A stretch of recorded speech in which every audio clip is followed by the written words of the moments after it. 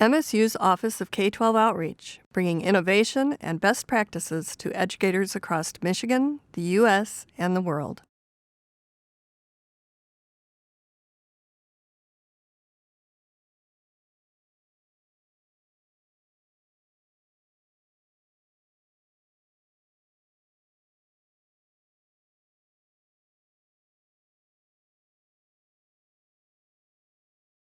I wanted to kind of start way at the top, big picture. I'm not sure you've seen any of this, and I'm not sure you've seen it all put together. But this is Vicksburg's all three elementary schools put together with the top to bottom ranking from 2012 to 2013. You remember the Z-scores? Sort of, right? And so you see that there are three scores. The achievement level, which is based on the percent proficient.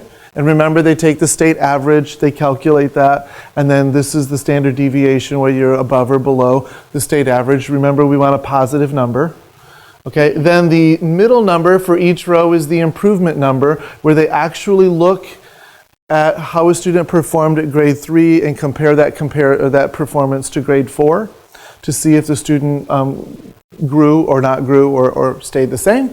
You obviously want that to be a positive number as well, because they calculate the state average for growth, if you remember, and then they compare every student and you get a standard deviation as that as well. And then there's the gap number, which compares the average of the top 30% to the average of the bottom 30% in the distance in between, calculates a state average, and then a Z-score for each. These numbers then would have all tests, all grades that would have been tested in your building or in the other two buildings as well.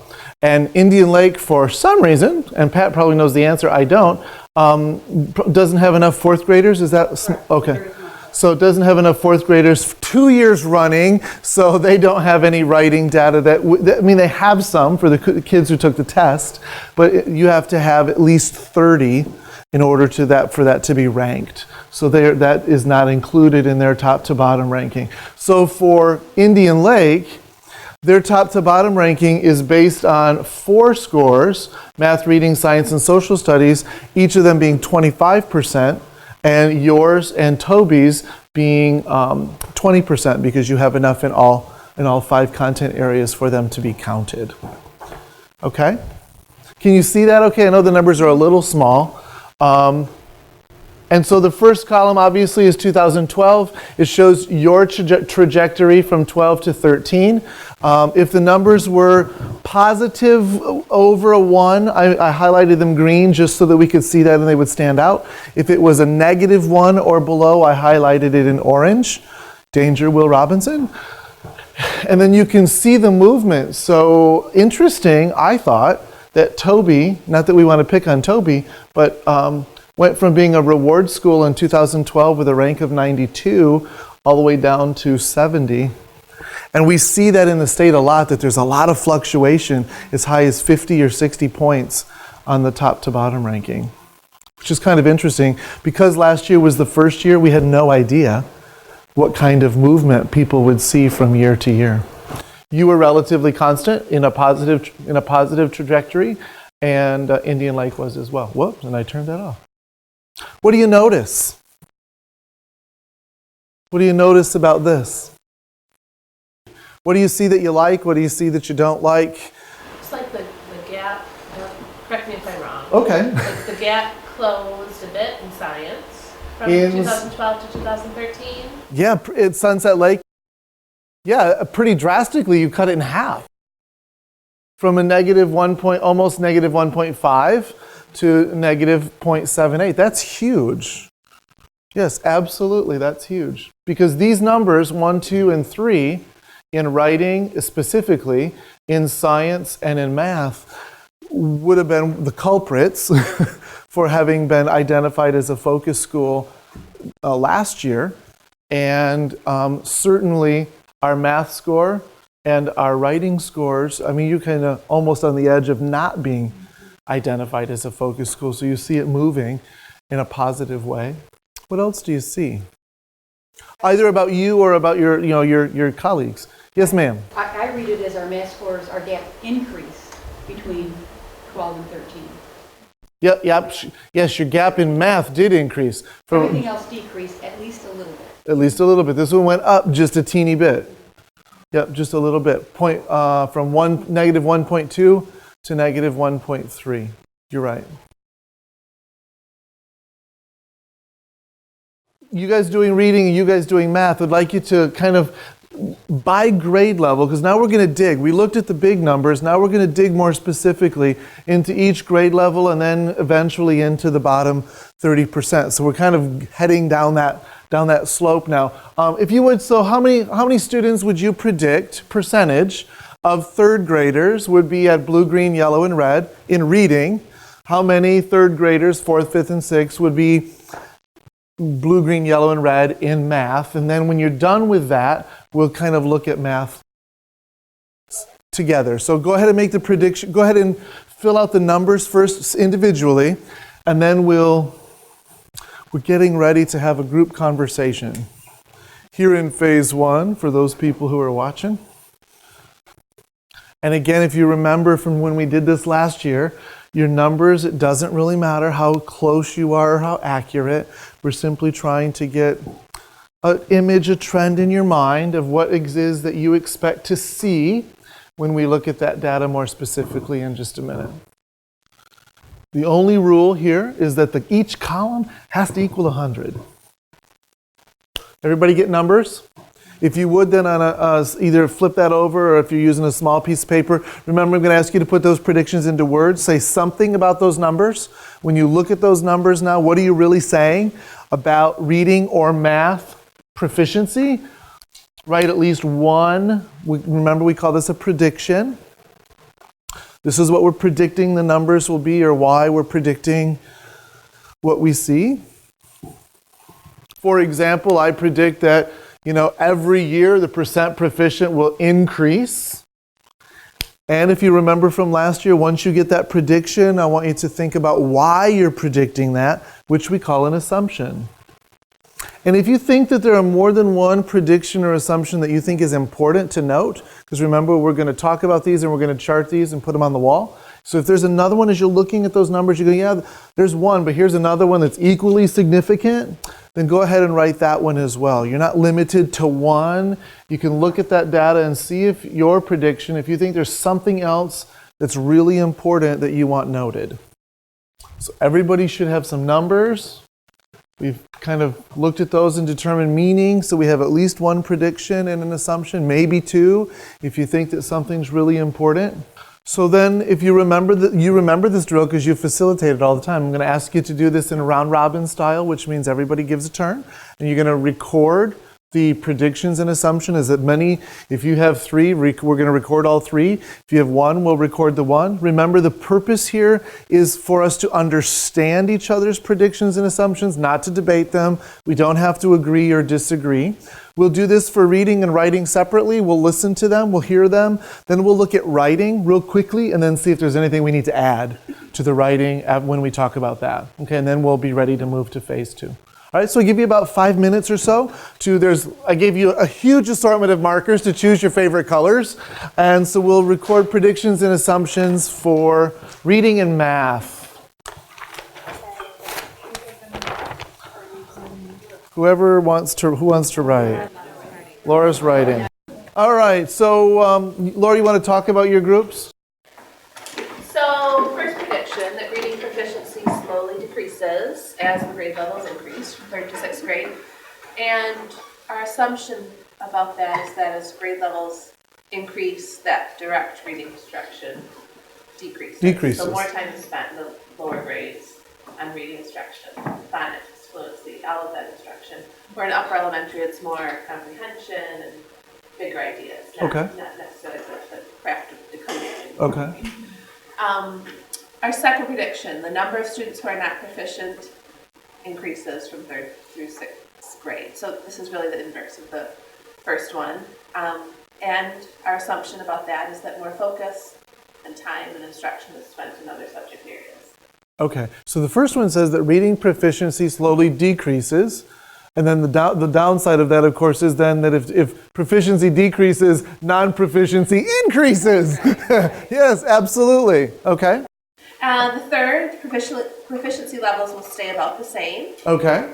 Assumption, more focus and time spent on other subjects, writing and science. Okay. So that prediction was that It's going to just be flat. Yeah.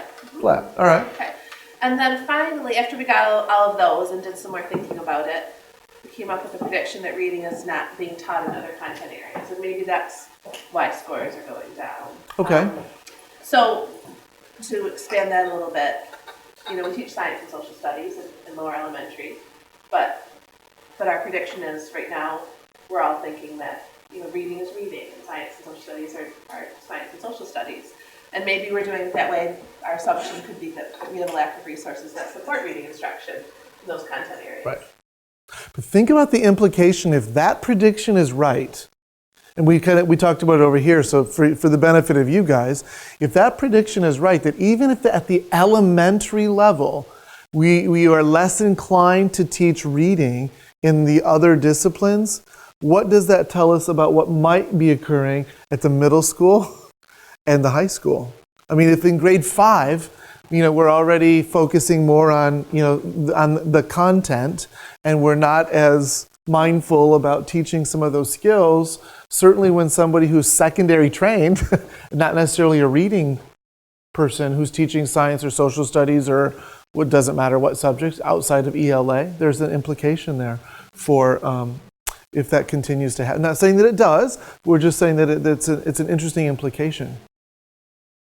Sure, if you want to, sure. Yeah. Yeah.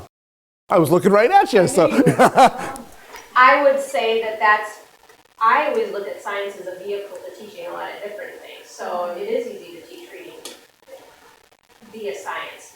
But science experts would say that you need to be doing science, like literally immersed in inquiry to understand and put together. But I think that there has to be a balance of that. Right.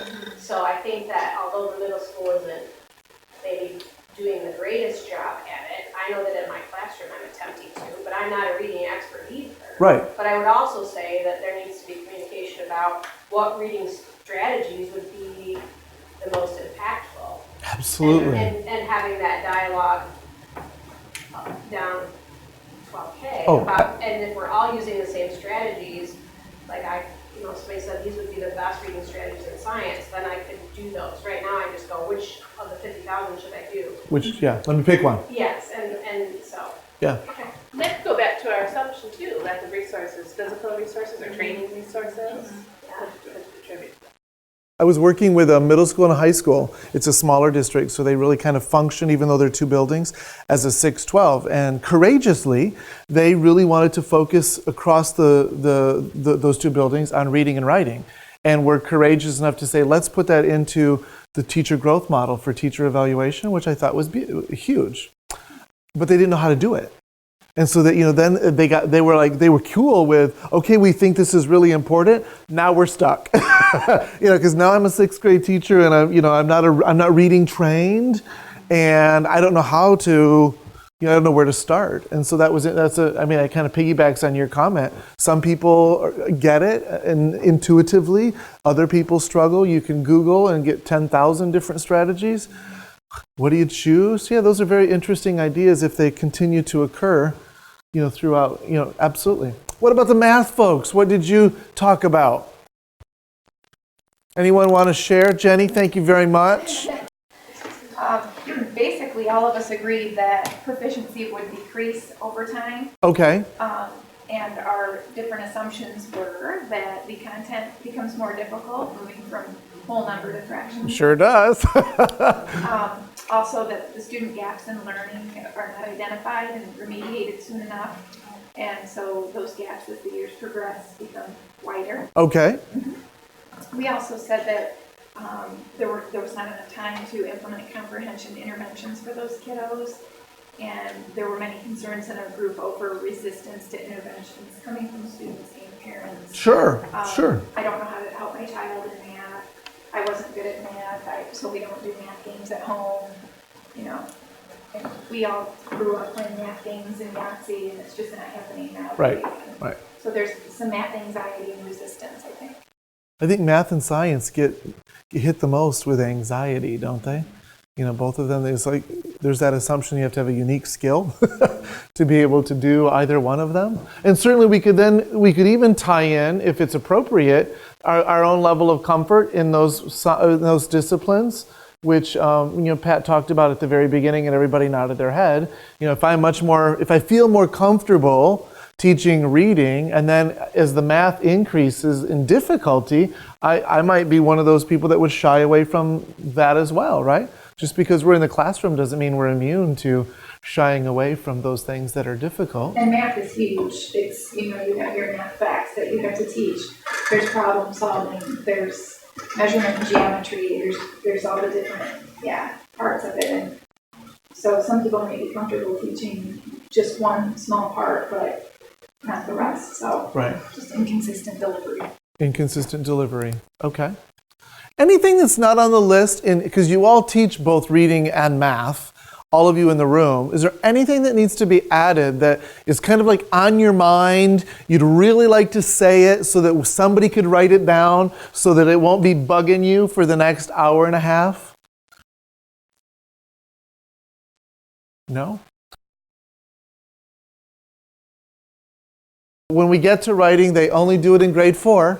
Okay, in the elementary level. So let's, as a group, let's make it, what do you think, what are predictions for the numbers first? What percentage from writing a year ago were blue, green, yellow, and red? Probably or you know really closely, but so you just play, but what do we think they are? What are you predicting? Somebody throw a number out there. What percentage do you think was blue? 5. All right. What about green? 30. I heard 25. I heard 30. 45. Pick a number, somebody. Way low? We'll go with the writing share. We'll say 45. Okay, so what we're saying is that, half of our students passed the writing test. Okay. What about yellow? Partially proficient, but not quite there yet. 35%. And if my math is correct, that leaves us with 15% in Filene's basement down there in the red zone. Of course, Filene's basement's closed, so we got to get them out of the bottom. All right, so we had a little bit of disparity in terms of numbers. So regardless of these numbers, what were you thinking in your head in terms of writing performance and why? So everybody think of something. Think of what you're predicting for writing and why, and then we'll hear those. You were predicting much lower. So you want to start? All right. Someone else who has either an opposing view or a different take entirely? I would think Mary? it's your first official standardized test.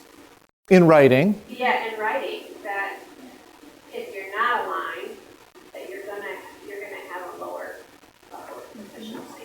So you agree then that you're going to see weak? Do you think it'll be lower than this? Jenny's saying yes. What about Mary? Yes? Okay, so you're going to say lower than 50% proficient. And why are you saying that again, Mary? Well, I think if you haven't been consistent with the instruction of the program, and it's your first standardized test. I always feel like when you have that first test for any kid on anything, there's that level, there's that whole nother test game you got to play with them. Yep.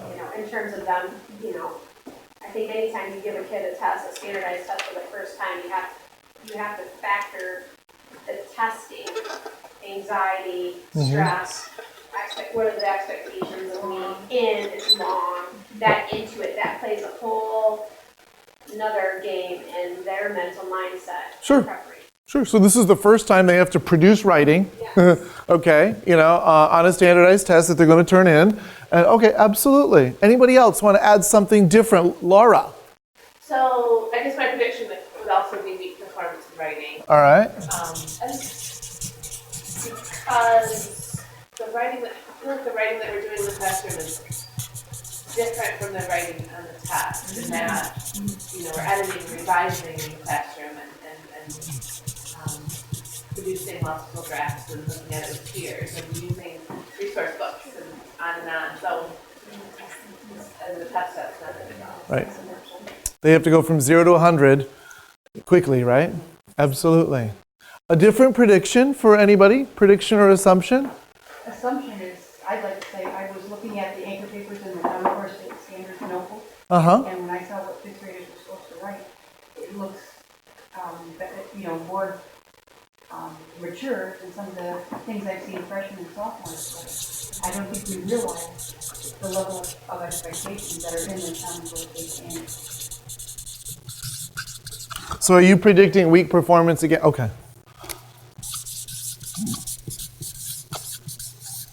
All right. So I've seen some examples and our kids don't write like that. Okay, that's great. Laura?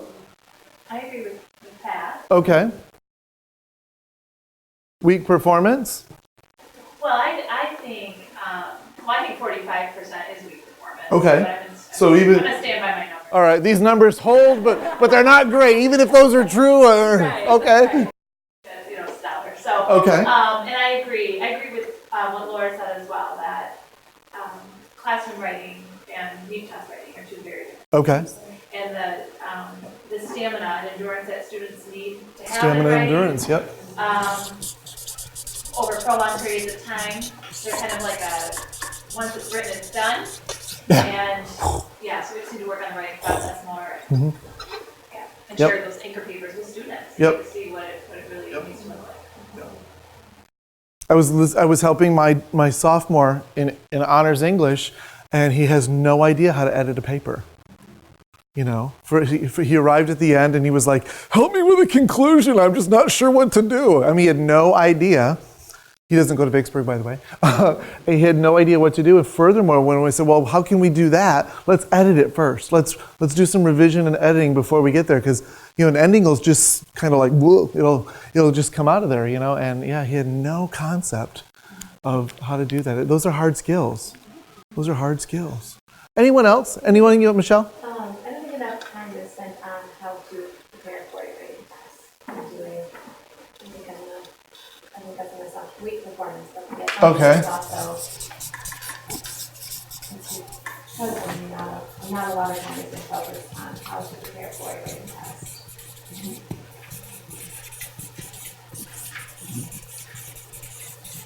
And that goes beyond fourth grade. I mean, that should be third grade, that should start second grade. Right. Tomorrow we're going to take a writing test, right? Okay. So somehow that's got to be built into the program so that when they get to fourth grade, right, that they're able to do it. Because the fourth grade writing test currently in the system that we have measures K3 writing program, right? So in the course of those 4 years, we're supposed to have them ready to do that they kind of perform at the beginning of fourth grade. Oh, we can add as many assumptions as you want. Yes, ma'am. Lack of teacher, comfort and Again, this one? absolutely All right. consistent delivery. It's the first thing I'll skip in a day if something has to go. Oh shoot, we can't do grading today. Oh, spoken from a true math person! Let's do numbers! That's okay. I mean, right? I think that's the hard part about being, and I was never an elementary teacher, so I'm making the assumption that must be very difficult because I know what I'm good at, I know what I'm comfortable with, and that's what I spent my day teaching. No one ever asked me to start out the education of youngsters in an area that was outside of my comfort zone. And so even though my training was a little bit different, and not that drastically different, and you guys are being asked at the elementary to teach that which we love, that which we're really comfortable in, and then ultimately areas where we're not as comfortable. Because when you look at your children's final product, you're just going like this. What do I do? What did I do wrong? And Yep. So, you know, if you're teaching something and then you look at the end result and you don't feel very good about yourself, yeah. It's hard. It's hard. It's hard. Absolutely. Anything else that we need to add as we kind of wrap up phase 1? You've done a brilliant job, I must say.